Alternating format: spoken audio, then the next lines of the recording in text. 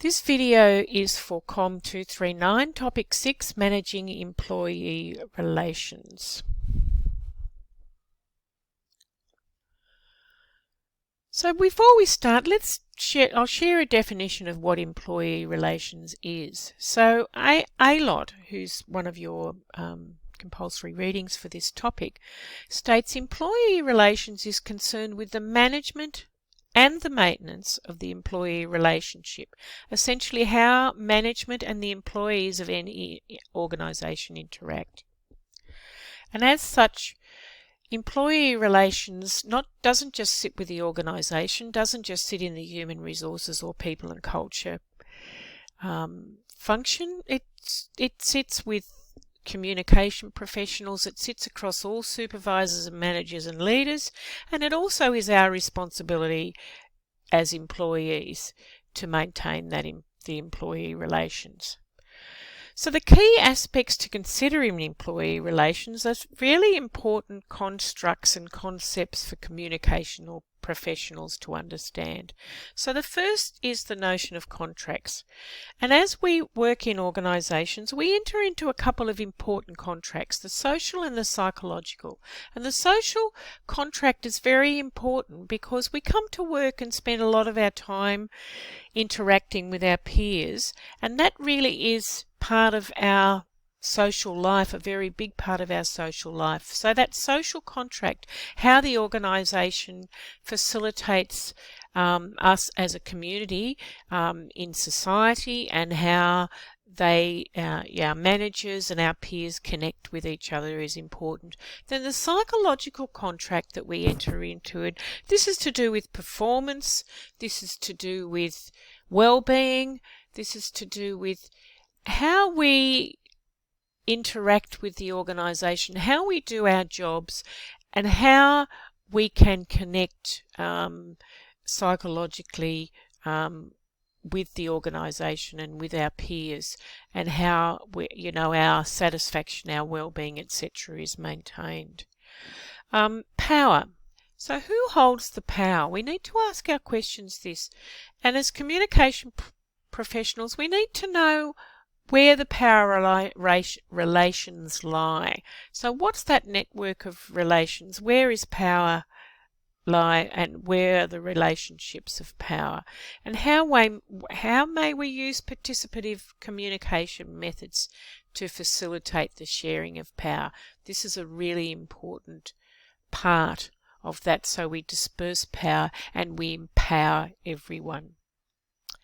So I want you to just reflect on that and think about what would be some examples of how you may go about engaging employees so that their social and psychological contracts are fulfilled, and so that they have also a say in the organisation and be able to share power and be empowered.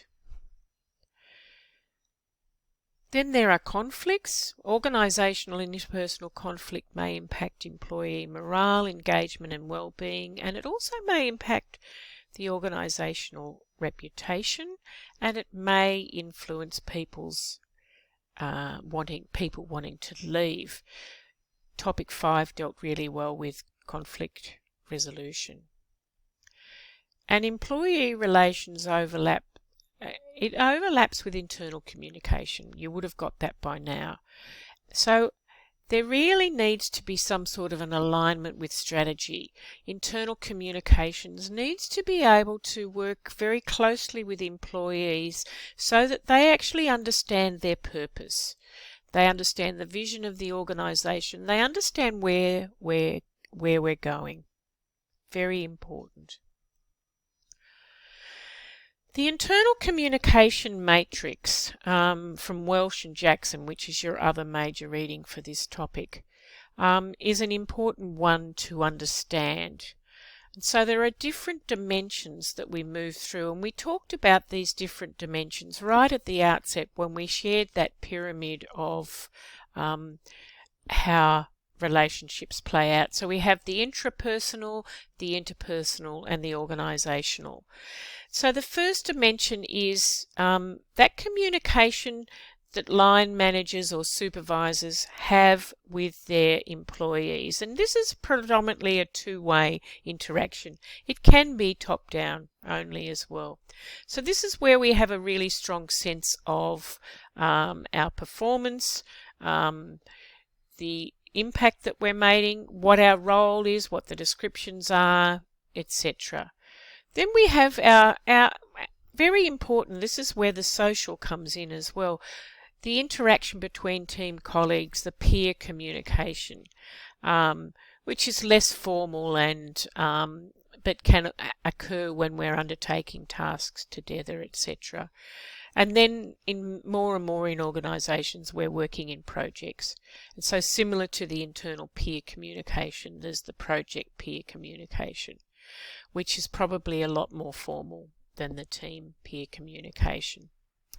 And then we have internal corporate communication, which is the next level up, where managers, and this is where if we work in corporate communication, we work with leaders and managers to actually give that top-down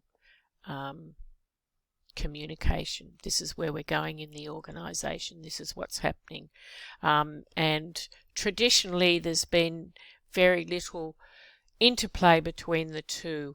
But as we shared in the online tutorial this week, this is really changing, that there's much more engagement, there's much more interaction, there's much more participative processes that are being used so that our leaders aren't just telling us where we're going.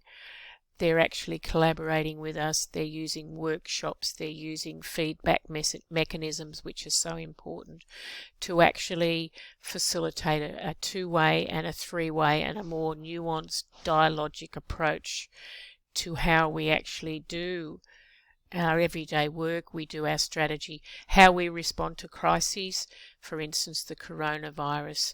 In CSU, a very good example was given this week of how we actually have had very good communication from the senior leadership, but it's been a very collaborative approach, and there's been a team of communicators developing that communication, and there have also been workshops and there's been town hall meetings, etc., so that there is buy-in from employees.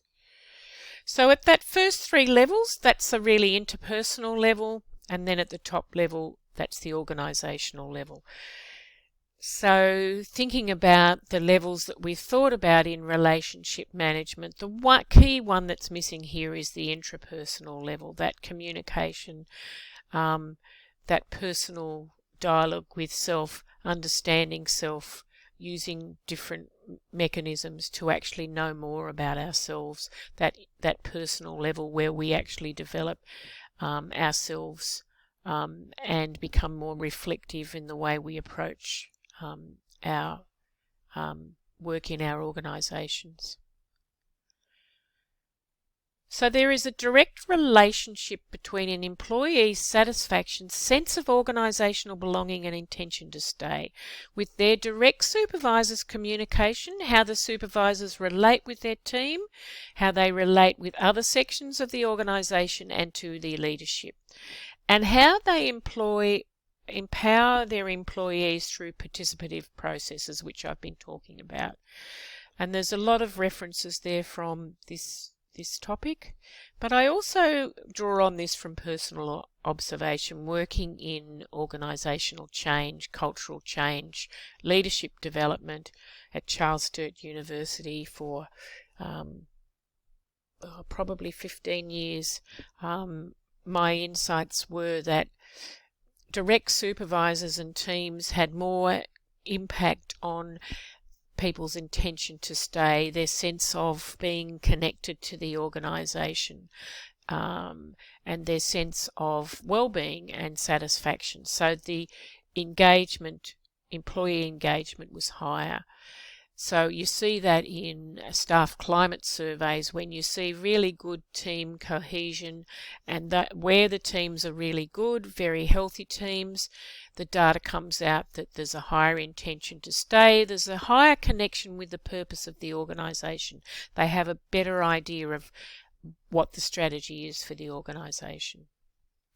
And finally, Dawley and Garcia make the following 5 suggestions for becoming an effective internal communicator and employee relations professional, and the 2 are interchangeable. So being an effective internal communicational professional means not just focusing on producing great creative output, but on helping leaders create great outcomes. So we might want to put a great infogram up. We want to might write all this wonderful stuff that's contemporary, but it may be something that looks good for yourself, but it may not create such great outcomes for the organisation. So this is stepping back and thinking more strategically about what we're doing. Successfully positioning themselves as trusted advisors to the leaders they serve. And that's very important, because leaders have to actually be able to trust us, so we need to be able to trust them, but we also need to be able to have the expertise, we need to be able to have courage, we need to be able to advise and be wise and give wisdom and wise counsel without ego as well. So that's a really important role that we need to take on. And recognising that they are competing for employees' attention in an increasingly crowded information marketplace. So more and more information is coming across organisations through emails. We have blogs, we have Facebook in organisations, we have Twitter, we have weekly newsletters, staff meetings, surveys, reports, you name it. So we need to work out what the best medium is and be able to be succinct and simple in our approach. Helping leaders to tell a consistent story and to connect those dots. So storytelling and dialogic approaches really underpin the work of a communication professional now. And it's really important that we actually facilitate that leaders are given the support to be able to tell that consistent story, so we can craft information that is important for the organisation and be able to connect those dots so that all areas of the organisation are connected and we're not in a siloed institution. And equipping employees for moments of truth and trade-off. So this is where we actually have to bring in the reality of the situation, that it's not always a rosy situation. So the reality of the situation in the coronavirus for now, and how there will be trade-offs. Lecturers moving to online, there will be a trade-off. There won't be that face-to-face interaction with the students. We have to face reality, and we have to see how we can address that in a different way. So being able to do that in a communicative way is so important. So I want you to reflect on all of this and how these practices influence your future role or your current role as a communication professional. What maybe you do differently, what maybe you do more of, what is your central role, and how can you step back a bit and rethink the way you are practicing so that it is a more proactive than a reactive role. So there are quite a number of references for this today, and they will support you also in assessment too. So thank you all for listening. Cheers.